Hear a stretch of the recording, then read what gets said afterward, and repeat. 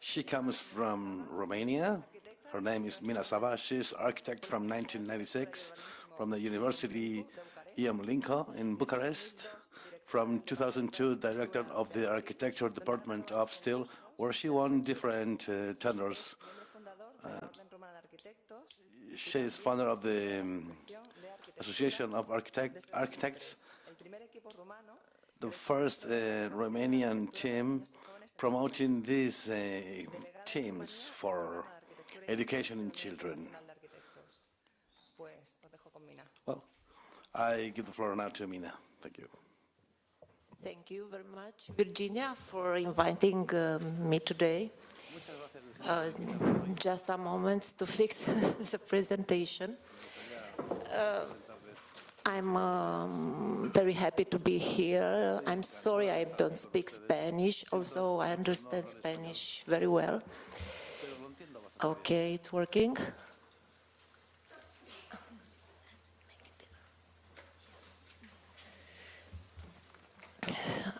So today I will tell you our story about de-architectura. De-architectura, it's a wordplay actually. It means many things in Romanian. When children want to play a game, they say, let's play let's play hide and seek. And we choose this name because it appeals to children. But it also appeals to architects because it's very similar to Vitruvius' de-architectura. But the main reason is that it suggests a game. And the game is not just the game is not just a simple play, it's a play with rules. And if you know the rules, you can win the game or you can make the game better. Because we believe that the built environment has its own rules, and if you know the rules, you can play the better game of the built environment, and you can imagine better places to live in the future. And the best place to learn this game is a school. Ordinary schools, not architecture schools, not vocational schools, but ordinary schools. Their children can learn the basic rules of the built environment.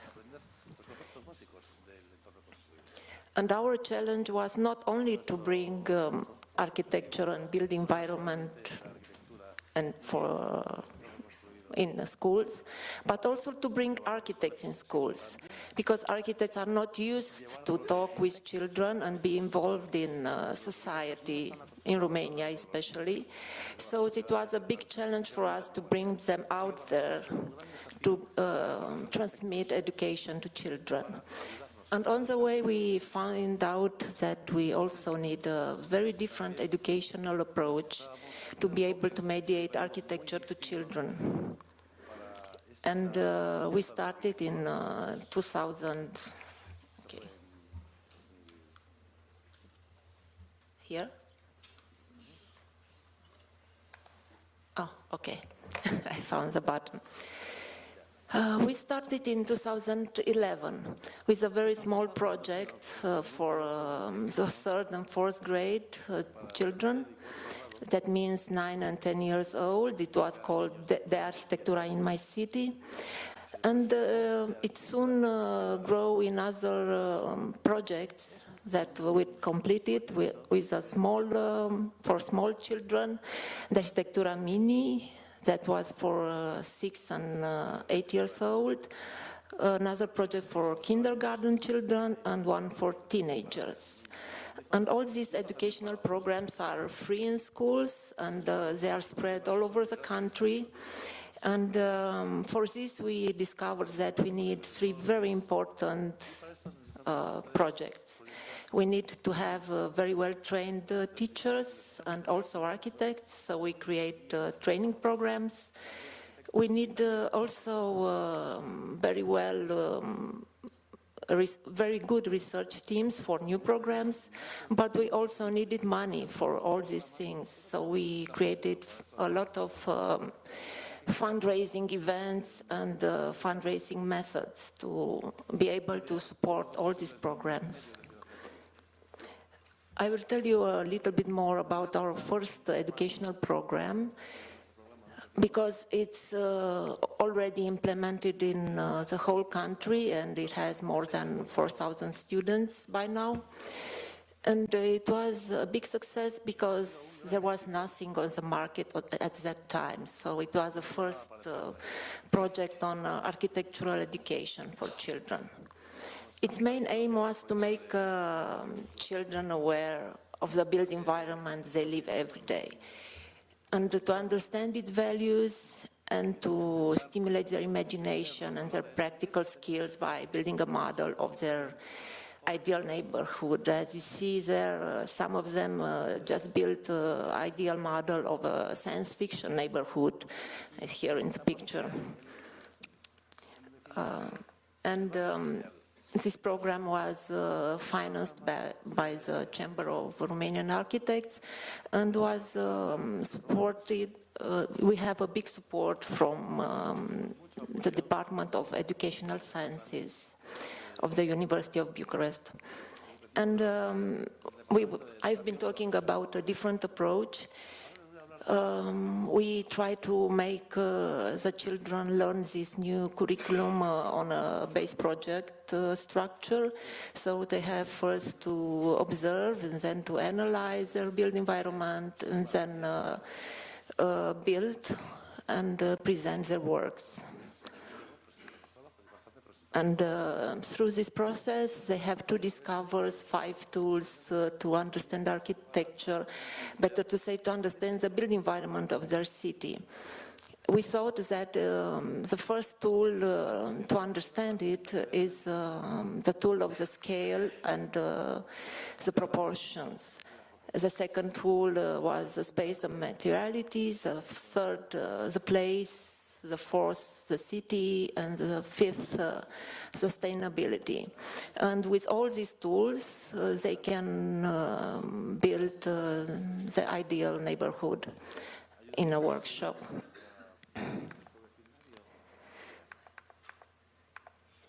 So I make a very short presentation of these tools. We thought that scale proportion is the first and most easier thing for these children that never been in contact with any built environment education and architecture. Because they have to understand that the man is a measure of everything, so they began by measuring themselves, by mocking up the Vitruvius man, by measuring the built environment with their bodies, or by trying to relate to the distance with their own eyes. And why we put them to measure the built environment with their body, because they have to build their model using a Lego figure that will be the measure of all things. So if you want to make a room, you have to measure with a Lego man that to fit in that room, to make the bed, the chair, the table, exactly on the proper measure. And it was very easy for them to understand what scale actually means, and how big, and where are the windows and the doors of a Lego figure house. So they built more rooms that we actually asked for them. The second book was called Space and Materiality. We actually wanted to call it the Architect Tools, but we said it will be too confusing for children, so we have to explain to them that architects work with space, with shapes, with materials, with lights, with colors, and as a result, it's like music. It's based on rhythm and composition. And they started also with exploring the close neighborhood, trying to find the shadows, watch how they move, trying to guess materials, to understand what material texture is, beginning to understand how a facade of a house is made, and trying to find the details, the lights, how the shadow falls. It took quite a long time, but they enjoyed these activities very much because they were outside, and it was a totally different thing from their usually classes. And then back in the class, they played with very simple volumes, or they play with light, trying to understand what direct light or indirect light or white or colored light means. And in the end, they fixed their Lego buildings and painted them with colors, like all the children. And they say, okay, our project is finished. But there comes a third part, the place. We wanted to put it at the beginning, the place, because the context actually makes architecture and built environment what it is. But the children wouldn't understand this. And we let them build the house how they wanted.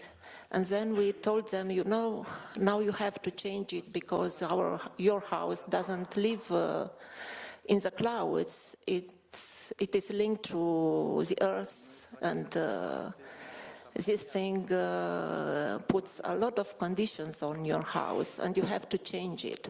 So they have to learn about the natural setting, geography, climate, the place spirits, place memory. And they were on expedition in the neighborhood, divided in 3 teams. One team was of reporters. They tried to find one old person to hear the story of the neighborhood. One team was taking pictures, and one team was collecting various things, like from leaves to leaflets of events.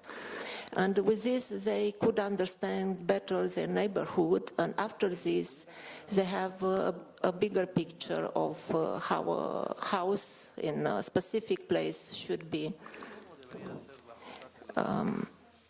And that specific place is actually the city, which is a big, big story.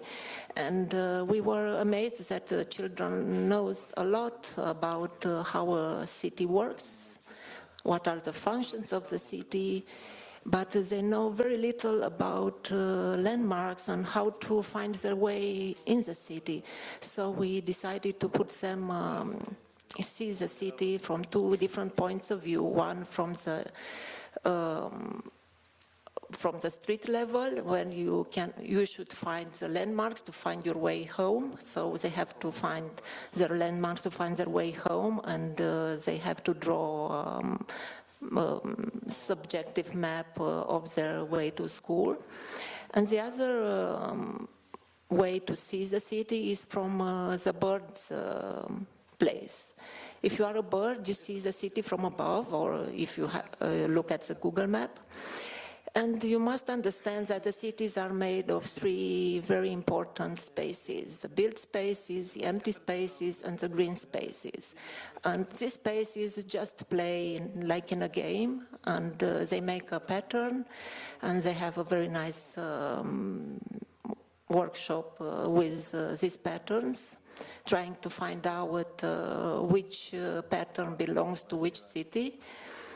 And after this, we have to explain them that actually every city has rules. And these rules are negotiable, and they have to play the game of negotiation. So there was one child who was the chief architect, there was another one who was an investor, and the other children were the neighbors. So the investors want something to build on his land, and he has to negotiate with the city hall, to the architect, and to the neighbors, to the future neighbors, what building he should have there. And this game was very successful because it lasted many, many discussions and negotiations. And finally, all the investors didn't want to invest anything. And they just do what the neighbors wanted. That doesn't happen in real life, actually. So it makes place for the fifth tool called sustainability. Children learn a lot about sustainability in schools. They are not very well aware what it really is. We also showed them a lot of things about green cities, but we wanted them to understand that they are a small part in the row of generations, and their choices of today have a big influence on the cities of tomorrow. Sorry.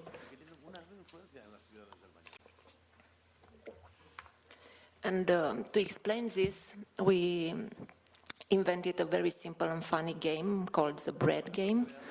Every team has a long baguette, long bread, and every child represents a generation. And they have to cut slices. And you cut one slice, and when your turn comes back, you cut another one. But if you cut the first slice is bigger, you won't have anything when your turn comes next. So the team that has more slices in his bag was the winner. That means they use a resource, a limited resource, in a very sustainable way. So they cut small slices every time. That was enough for all the generations. I want to put a movie, how I do it.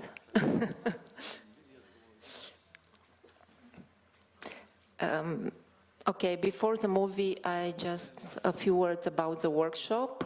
The workshop was the funniest part, because in the Romanian school, the didactic method is very classical, and they don't have much place for experimentation and teamwork. So usually this kind of activity was very attractive to children. They receive 3 empty plates. That means they have 3 pieces of land, limited, where they have to put their neighborhood. And they make a very simple design of their neighborhood, put posters where they should put their houses, what it was in their houses. And then was a big test to see if their houses fit in that piece of land. And of course they didn't. So they have to renegotiate and make them smaller, or many children have to make together a new building. And in the end, the neighborhood, that was a classroom after the workshop, always looked like this. In the end, they might have some science fiction model like this with a water city, or more like a common city. Here we bring all the models together in a big exhibition at the Museum of Contemporary Art in Bucharest. And they have to, the classes came and they have to have a discussion between them. Each class put questions to the others and see if the others learned the course better than them. And how I go back?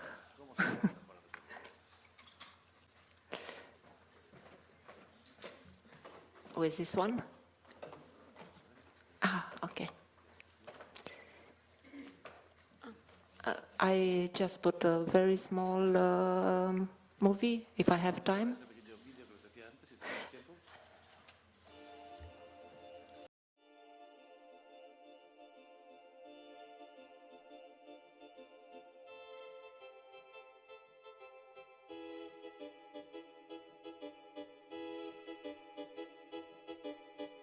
Europe, where you'll get down. You're never running from this town.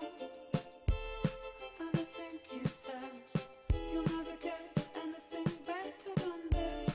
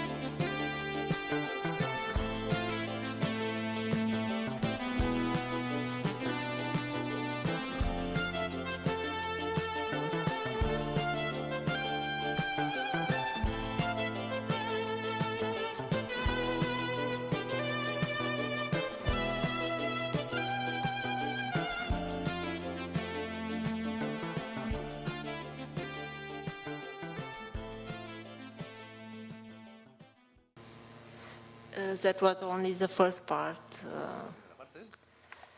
of the course, and then the workshop came. For this course, we developed a series of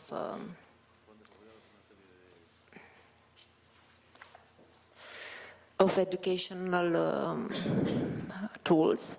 The first one was a teacher's guide, because all the teachers and the architects that worked in the schools wouldn't have been there if they didn't have a guide.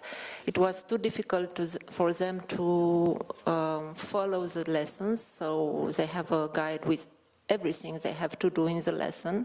Sometimes they just keep all the lines in the guide very strictly. That wasn't exactly the idea. We wanted them to be more creative, but some people are not, some are. This was a pupil's workbook. The workbooks, they have a page where they can find all the information of the lesson, and the other pages were for different exercises. Every tool had a different color, a different logo to make children remember it and had it somewhere in their memory for the future. And also image library for teachers and architects with pictures. They can put more pictures or take some pictures out. And now I will tell you a little bit more about the other projects we have.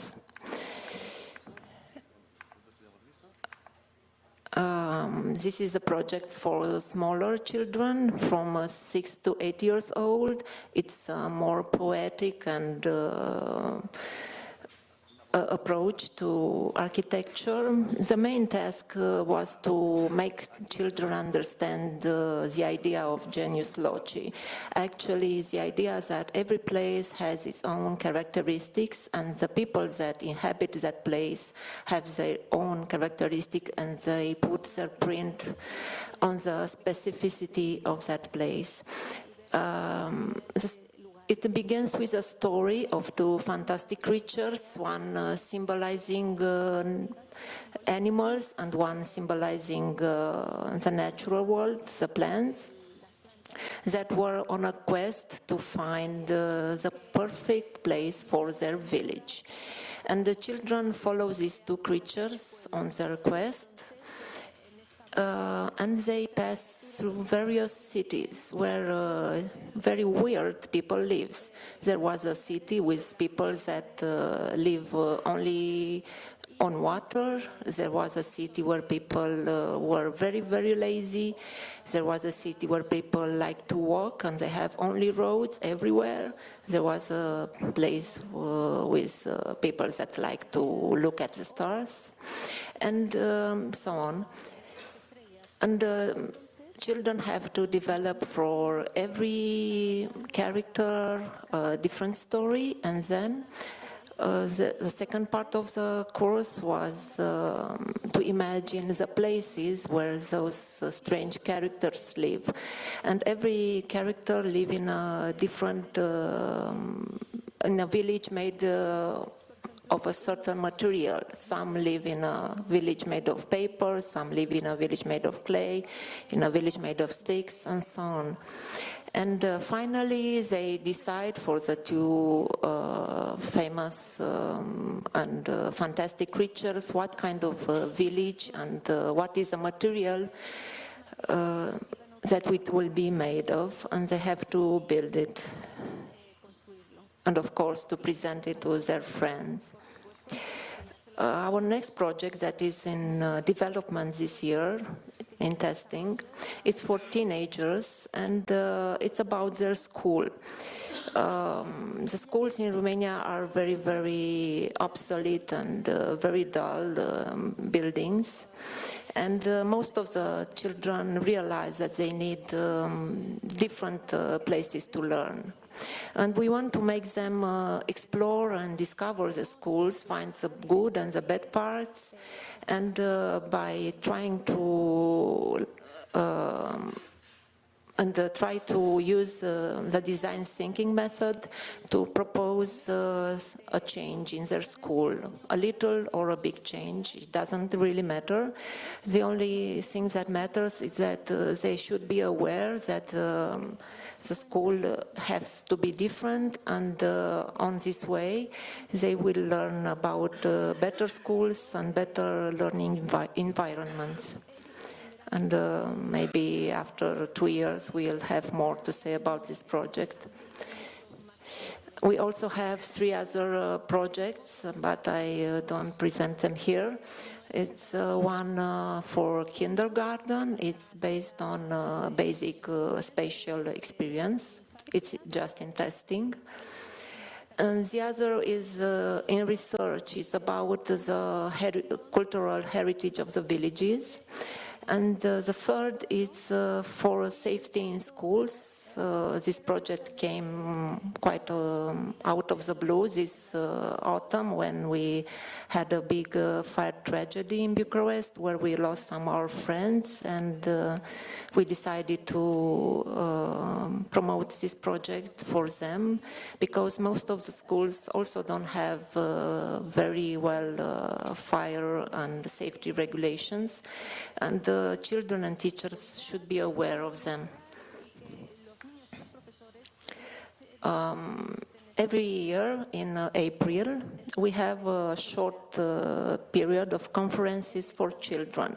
We wanted to invite Romanian architects who have interesting projects or experiences to share them with children, and it was a very big challenge for the architects because they have to adapt their speech and make it attractive for children and teenagers, and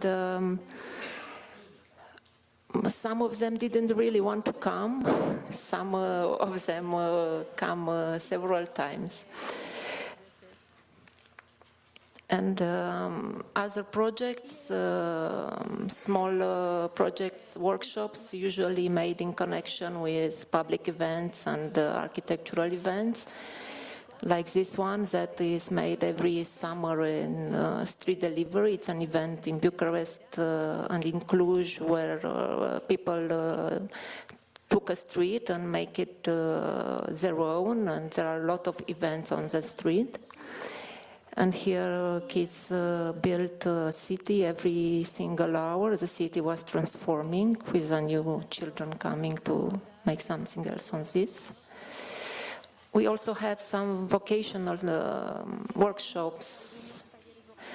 This one was for designing a hanger for clothes.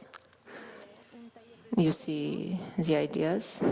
There's the one below with a hanger of a guy who likes sports, and he needs a lot of space on his hanger. And we began this year some workshops for art museums. This was a first one, teaching them how to draw like an architect in the museum exhibition. But there will be more. And as I've told you before, we tried to make a big network of architects and teachers that will be interested in this subject. And we have to train them very, very well every September. For 2 or 3 days in 7 cities, we have these training courses. And these training courses are also online, but they have to meet to make a team, because it's very important that the architect works very well with the teacher and the team is working smoothly. These workshops are sponsored by the Union of Architects, which is different from the Chamber of Architects.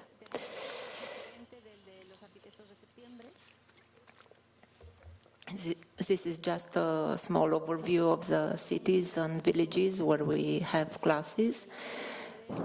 We grow quite quickly from 2012 to 2015. And now we have almost 3,500 children in the programs. I'm not sure how many will be next year, but this is an approximate figure. And also more than 100 architects per year.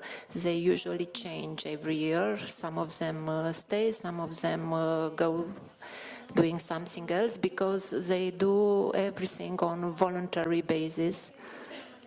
But we still have some volunteers that come every year. And for this network, we developed a series of conferences like this one, called de-architectura talks. In November, we were very happy to have the work group of UIA, Architecture and Children, to have a presentation there. And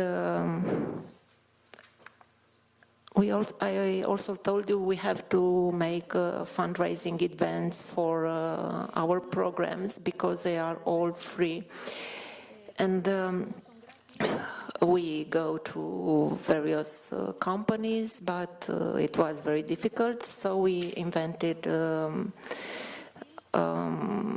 event when we asked our friends, architects and designers, to design a birdhouse for a small bird last year and for a big bird this year.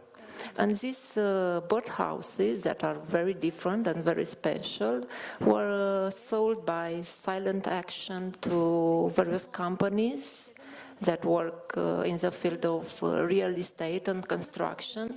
And so we raise money for the program every year. And this is a picture from the first exhibition. I don't have the pictures of the exhibition of today. It was 3 days ago. And we also put our volunteers to work a little bit. They have to run or to swim or to go cycling. There are many sports events where you can participate, and you have a cause. An educational cause, in our case, to raise money for. So here are some of them. And do I have time or no? Okay, I'm finished. With some questions we had from our collaborators in educational sciences, because we needed to know how to measure and how to convince the authorities and sponsors that architecture for children has a great value, and help them develop a lot of skills. And if you had any clues about these questions, if there are any real studies and researches on the benefits in child development gained from architectural educational programs, contact me, because I couldn't find any. And I want to thank you very much. And here is our contact. It's a drawing of a child, of a city scene from above. Thank you.